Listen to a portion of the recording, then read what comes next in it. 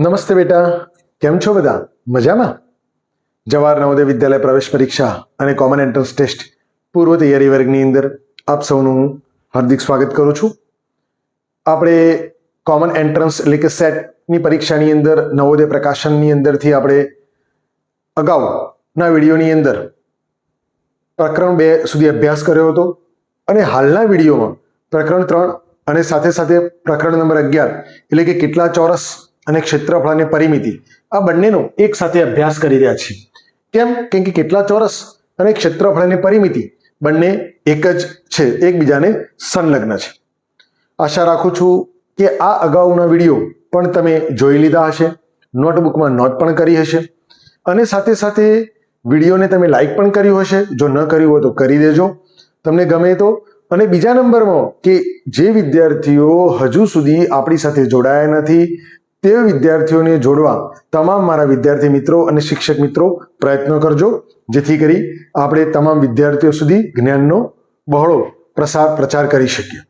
Okay, આજના વિડીયોની શરૂઆત કરીએ. આપણે અગાઉ પ્રશ્ન નંબર 38 સુધી 38મો પ્રશ્ન તમે જાતે કરવા માટેનો પ્રયત્ન કર્યો હશે અને આશા રાખું છું કે તમે સાચો જ જવાબ કમેન્ટમાં લખ્યો હશે અથવા તમે સાચો જવાબ શોધી કાઢ્યો હશે. તો આજે પ્રશ્ન નંબર 39 થી આપણે શરૂઆત કરીએ છીએ, જે તમે બોર્ડ ઉપર જોઈ શકો છો. પ્રશ્ન નંબર 39. અહીંયા આકૃતિ A અને આકૃતિ B આપેલ છે. તમે જોઈ શકો છો બંનેની ડિઝાઇન અને સામે પ્રશ્ન શું આપેલો છે? આપેલ આકૃતિમાંથી કઈ આકૃતિનું ક્ષેત્રફળ વધુ છે? ક્ષેત્રફળ વધુ છે. ક્ષેત્રફળનો શબ્દ મતલબ શું? કે રોકાયેલી જગ્યા. રોકાયેલી જગ્યા. તો અહીં કેટલા ચોરસ જગ્યા રોકાયેલી છે અને આકૃતિ B માં કેટલા ચોરસ જગ્યા રોકાયેલી છે? તો આપણે ગણીએ 1 2 3 4 5 6 7 8 9. તો અહીંયા 9 ચોરસ જગ્યા રોકાયેલી છે અને એ જ રીતે 1 2 3 4 5 6 7 8. તો અહીંયા 8 ચોરસ જગ્યા રોકાયેલી છે. ઓકે, તો જે આકૃતિમાં કેટલા ચોરસ એટલે કે જે આકૃતિમાં વધુ ચોરસ રોકાયેલા હોય એનું ક્ષેત્રફળ વધુ. તો એનો મતલબ કે આકૃતિ A ની અંદર 9 ચોરસ છે.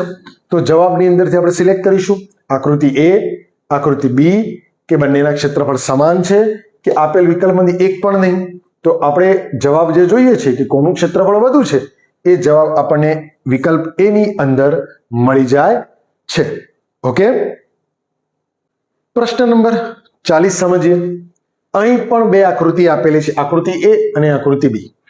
પ્રશ્ન શું કર્યો છે કે આપેલ આકૃતિમાંથી કઈ આકૃતિની પરિમિતિ ઓછી છે? પરિમિતિ એટલે બેટલા કોઈ પણ આકૃતિની ચારે બાજુઓની હદ, ચારે બાજુઓનું માપ અહીંયા ઓછી છે. તો કેવી રીતે ખબર પડશે ઓછી છે? તો જ્યારે અહીં કદાચ સામાન્ય આકૃતિ આપેલી છે, પરંતુ પરીક્ષાની અંદર જો કોઈ અઘરી આકૃતિ આપેલી હોય અને આ રીતનું 1 ચોરસ સેન્ટીમીટરમાં માપ આપેલું હોય તો દરેક આકૃતિને ગણી લેવાની.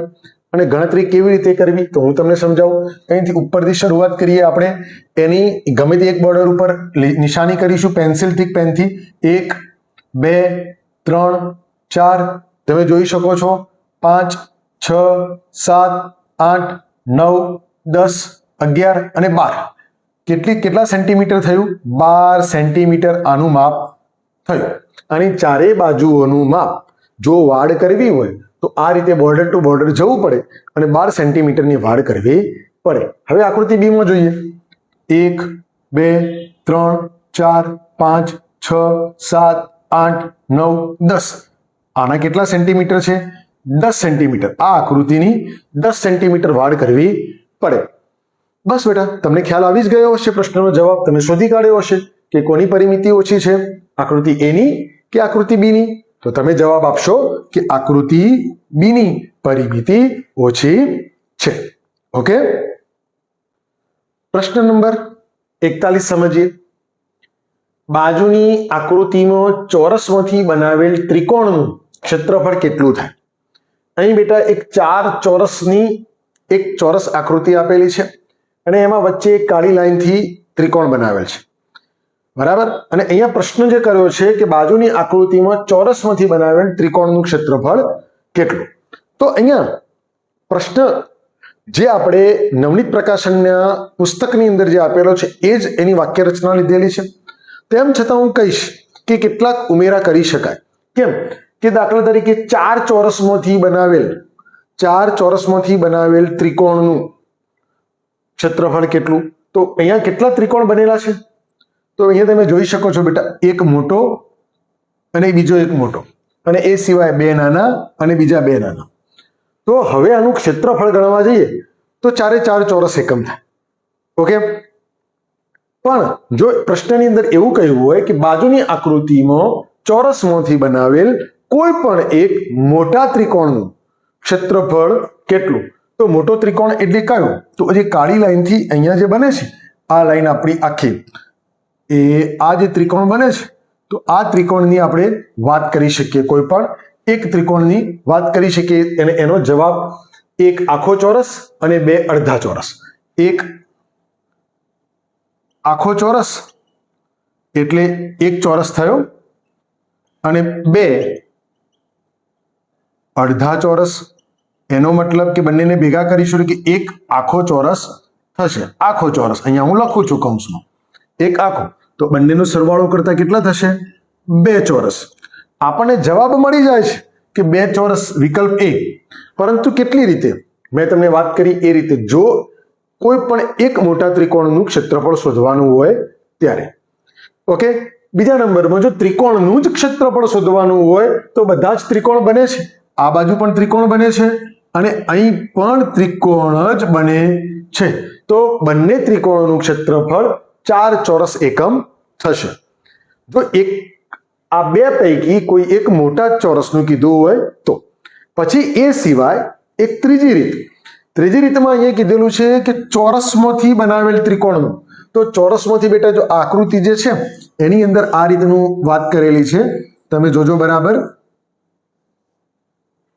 અને આ ચોરસમાંથી અહીં આ એક ચોરસ અને આ બીજો ચોરસ, તો આ 4 ચોરસ છે. એટલે એનો મતલબ કે 4 અડધા ચોરસ, 4 અડધા ચોરસ. બરાબર સમજો, આપણે અહીંયા લાઈન દોરી દઈએ છીએ, 4 અડધા ચોરસ. તો એનું ક્ષેત્રફળ કે 4 અડધાને ભેગા કરીશું એટલે શું થઈ જશે? 2 આખા ચોરસ. બરાબર, તો પણ આપણો જવાબ 2 ચોરસ એકમ મળી જાય છે.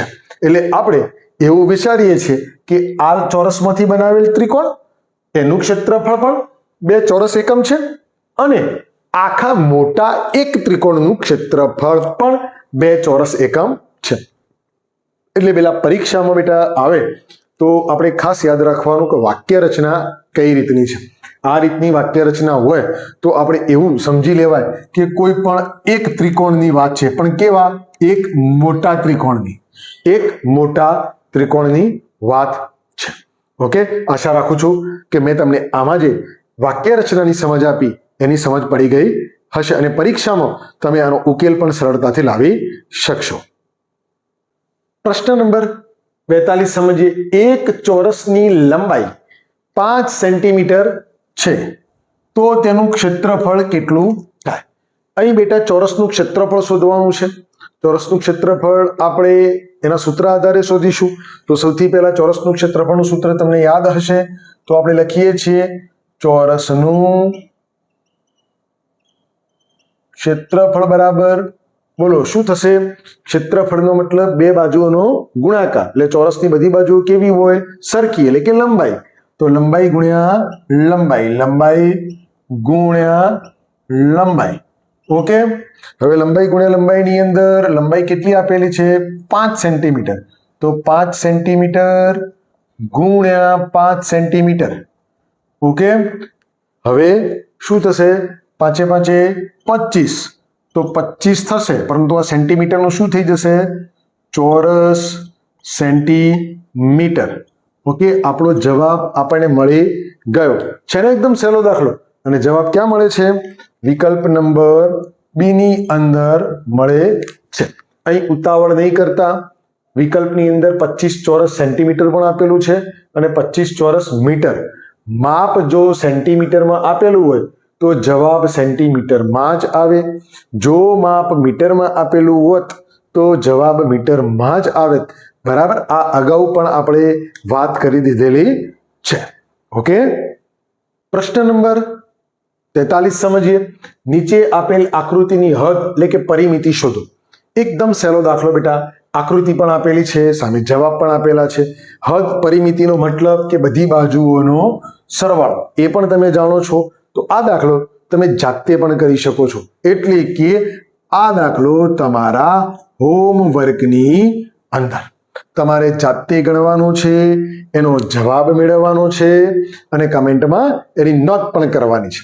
ઓકે, પ્રશ્ન નંબર 44 સમજીએ. બહુ જ સરસ મજાનો પ્રશ્ન છે. આપેલી આકૃતિમાંથી કોનું ક્ષેત્રફળ ઓછું છે? ક્ષેત્રફળ. હવે ક્ષેત્રફળનો મતલબ બેટા કોઈ પણ બે બાજુઓનો ગુણાકાર, એટલે કે લંબાઈ હોય તો લંબાઈનો ગુણાકાર અને લંબાઈ અને પહોળાઈ હોય તો લંબાઈ પહોળાઈનો ગુણાકાર. એટલે કે ક્ષેત્રફળ એટલે કે રોકેલી જગ્યા. આપણે જે આકારો ભણવાના છે એની વાત.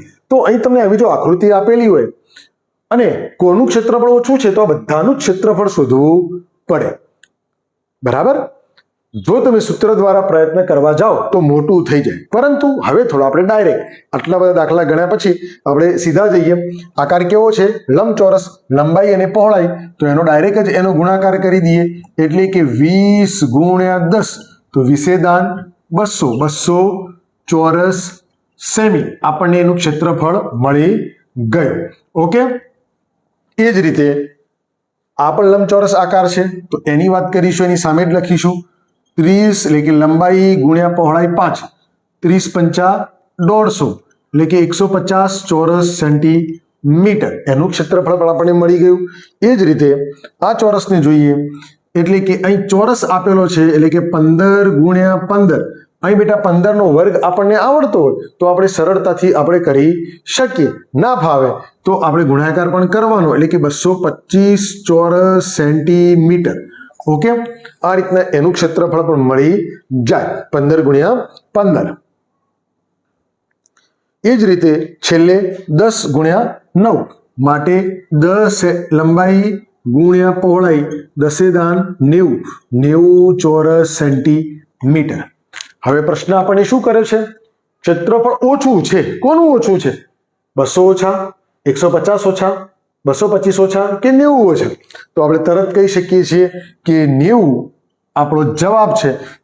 એટલે આકૃતિ નંબર ડી, આકૃતિ નંબર ડી એનો જવાબ આવશે. અને જ્યારે જવાબ લખવાનો આવશે આ જવાબમાંથી જ જવાબ શોધવાનો છે. ઓકે, પ્રશ્ન નંબર 45 આપણે સમજીએ. 600 મીટરની હદ એટલે કે પરિમિતિ ધરાવતા, પરિમિતિ આપી દીધેલી છે, બગીચાની હદ પર 600 મીટરની હદ પરિમિતિ આપેલી છે. હદ પર 4 આંટા મારવામાં આવે તો કુલ કેટલું અંતર કપાય? આપણે બેટા 23મો દાખલો જે ભણ્યા એ આવો જ હતો, જેના જવાબમાં મીટર આપેલું, રકમમાં મીટર આપ્યું હતું, જવાબમાં પણ મીટર જ આવશે. પરંતુ અહીં તમે જોઈ શકો છો જવાબમાં કિલોમીટર પણ આપ્યું છે, જવાબમાં કિલોમીટર અને મીટર પણ આપ્યું છે, જવાબમાં એકલા મીટર પણ આપેલું છે અને બીજું 1 મીટર આપેલું છે. તો હવે શોધવું પડશે. તો સૌથી પહેલો હદ ધરાવતો બગીચો, ધારો કે ચોરસ બગીચો હોય તો ચોરસ અને લંબચોરસ હોય તો લંબચોરસ ને ગોળ બગીચો હોય તો ગોળ. પરંતુ એની ચારે બાજુનું માપ કેટલું થાય છે? તો 600. કેટલું થાય છે? 600 મીટર. એક આંટાનું માપ, એક આંટાનું માપ. આપણે કેટલા આંટા મારવાના છે? 4. તો ગુણ્યા 4 વખત 4 આંટા. તો એનો મતલબ શું થશે? 4 શૂન્ય 0, 4 શૂન્ય 0 અને 4 6 2400 મીટર થશે. શું આ 2400 મીટર જવાબ અહીં આપેલો છે? ના. તો હવે શું કરશું? હવે આ 2400 મીટર એને જે મીટરનો એકમ છે એને કિલોમીટરમાં રૂપાંતર કરીશું. એટલે બેટા આ યાદ રાખવાનું કે 1 કિલોમીટર બરાબર 1000 મીટર, અથવા એનું ઊંધું કરીએ તો 1000 મીટર બરાબર 1 કિલોમીટર. એટલે કે જો રૂપાંતર કરવું હોય, કિલોમીટર લાવવા હોય તો મીટરને 1000 વડે કરવા પડે, ગુણવા પડે તો 1000 મીટરમાં આવી જાય. પણ જો મીટર આપેલા હોય તો એને કિલોમીટરમાં ફેરવવા પડે, એટલે કે 1000 વડે ભાગવા પડે. તો આ જે 2400 કેટલા કિલોમીટર, કેટલા કિલોમીટર, તો કુલ મીટર ભાગ્યા 1000 જે એનો એકમ છે. તો અહીં કુલ મીટર આપણે કેટલા આવ્યા, 2400 ભાગ્યા 1000. તો અહીંયા હવે અહીંયા 00 આપણે કટ પણ કરી શકીએ છીએ. 2.4 એવો પણ જવાબ આવશે. જો 00 કટ કરીશું તો શું આવશે જવાબ, 24 ભાગ્યા 10. દશાંશ અપૂર્ણાંકમાં એકમ અને એટલે કે દશક, દશકનું ચિહ્ન કાપતા આ એકમ અને આ દશક, તો 2.4 કિલોમીટર. શું 2.4 કિલોમીટર જવાબ આપેલો છે? તો એવો જવાબ આપ્યો નથી, પરંતુ આનું ફૂલ ફોર્મ શું થશે, આનું પૂરું નામ શું થશે, તો 2 કિલોમીટર 400 મીટર. 2 કિમી અને 400 મીટર. તો એ જવાબ ક્યાં આપેલો છે, તો વિકલ્પ નંબર બી ની અંદર આપેલો છે. ઓકે, તો આ રીતે તમે જવાબ મેળવી શકો છો. જો જવાબ કિલોમીટરમાં આવતો હોય અને અહીંયા મીટર આપ્યા હોય તો જે ભાગાકારમાં 100 કર્યા છે એની જગ્યાએ ગુણાકારમાં 100 કે 1000 કર્યા છે એ 1000 ભાગાકારમાં કર્યા છે એવા ગુણાકારમાં, એટલે કે કુલ મીટર શોધી શકાશે, કિલોમીટર સાથે 1000 નો ગુણાકાર કરવાનો. ઓકે, તો આશા રાખું છું આ દાખલામાં તમને બરાબર ક્લિયર ખબર પડી હશે. ઓકે, પ્રશ્ન નંબર 46 સમજીએ. બહુ સરસ મજાનો પ્રશ્ન. ચોરસ બગીચાની પરિમિતિ 300 મીટર છે, તો બગીચાની એક બાજુની લંબાઈ શોધો. અહીંયા પરિમિતિ આપેલી છે, ચોરસની પરિમિતિ, એટલે કે ચોરસના પરિમિતિના સૂત્રને આધારે આપણે એની લંબાઈ શોધીશું. પરંતુ ચોરસની પરિમિતિ શોધવી એનો મતલબ કે ચોરસની તો બધી બાજુઓનું માપ સરખું હોય. તો ચોરસના પરિમિતિનું સૂત્ર શું, ચારે બાજુનું, તો લંબાઈ વત્તા લંબાઈ વત્તા લંબાઈ વત્તા લંબાઈ, 4 બાજુઓ. ઓકે, તો આપણે એનું શું કરતા, 4 વખત લંબાઈ. તો આપણે સૂત્ર લખીએ, ચોરસની પરિમિતિ બરાબર 4 વખત લંબાઈ, એટલે કે એક લંબાઈનું માપ લખવાનું. તો હવે પરિમિતિ આપી દીધેલી છે 300 મીટર, આ 4 લંબાઈ એમના એમ આપણે શોધવાની છે. આપણે અગાઉ વાત કરી બેટા કે જ્યારે બરાબરની જમણી સાઈડ કે ડાબી સાઈડ જો ગુણાકાર આપેલો હોય અને એને જમણી સાઈડથી ડાબી સાઈડે લઈ જવો હોય તો ગુણાકારનું શું બની જશે, નિશાની બદલાઈ જશે અને ભાગાકાર બની જશે. ઓકે, તો આપણે હવે ભાગાકારના સ્વરૂપમાં લખીએ. માટે 300 ભાગ્યા 4 બની ગયા બરાબર એમના એમ, લંબાઈ પણ એમના એમ નીચે લખી દેવાની. હવે 300 ભાગ્યા 4, 300ના ભાગમાં 4 તો આવતા નથી, તો શું કરીશું, આપણે ભાગાકાર કરીશું બેટા. યાદ રાખવાનું, 300 ભાગ્યા 4 ભાગાકાર કરીશું આપણે. 4ના ઘડિયામાં 3 નથી આવતા, એટલે કે 2 અંક લઈશું, 30. તો 4ના ઘડિયામાં 30 આવે છે, તો 4 છંગ 24, 4 સિત્તા 28,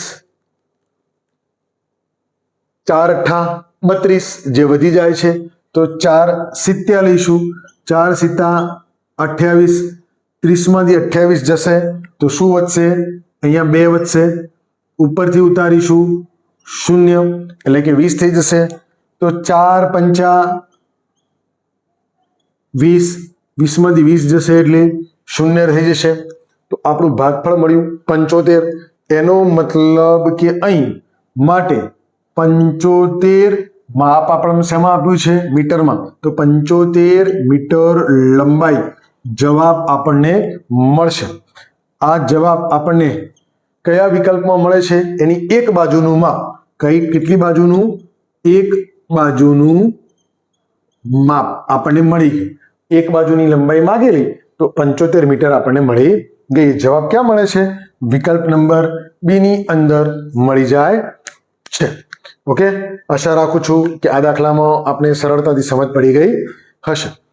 તો બેટા આજના આપણા વિડીયોની અંદર આપણે જે કામ કર્યું છે એની નોંધ હરરોજની માફક અવશ્ય તમારી નોટબુકમાં કરજો અને તમારી નોટબુકની અંદર નોંધ કરતી વખતે બરાબર સમજી દાખલો જાતે ગણવાનો પ્રયત્ન કરજો અને ના ખબર પડે તો વિડીયોમાં ફરી ગણવાનો પ્રયત્ન કરજો, જેથી તમને બરાબર ક્લિયર સમજ પડી જાય.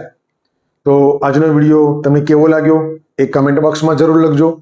આનાથી પણ વધુ સારા વિડીયો આપણે હજુ નેક્સ્ટ ભાગમાં અભ્યાસ કરીશું. ત્યાં સુધી આપણી ચેનલ તમારા અન્ય મિત્રો જે હજી સુધી આપણા ગ્રુપ સાથે જોડાયેલ નથી તથા તેમને કોમન એન્ટ્રન્સ ટેસ્ટનું ગણિત વિભાગનું માર્ગદર્શન હજી સુધી પહોંચ્યું નથી એમને પહોંચાડજો. ઓકે, તો ફરી મળીએ છીએ. ત્યાં સુધી રજા આપશો.